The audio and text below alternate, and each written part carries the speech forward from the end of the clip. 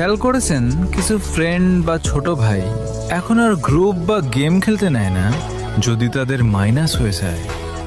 তারা ভুলে গেছে একটা সময় মাইনাসের পরোয়া না করে তাদের নিয়ে গেমটা খেলতাম, এনজয় করতাম, খেলতে না পারলেও বকাঝকা করতাম না।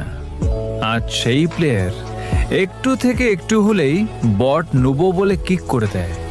মাঝে মাঝে তো বলেই দেয় ভালো প্লেয়ার আসবে সোলো হন।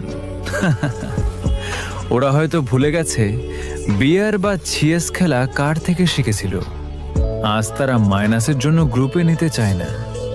হয়তো কর্মজীবনে ব্যস্ত তাই আগের স্কিলটা পায় না। তবে তারাও একদিন বুঝবে দুঃখটা স্কিল হারালে কেমন লাগে। আমার এই কথাগুলো বলতে চোখে কোণে পানি চলে এসেছে। কারোর সাথে কি এমন কখনো হয়েছে? তাদের একটু দেখতে চাই।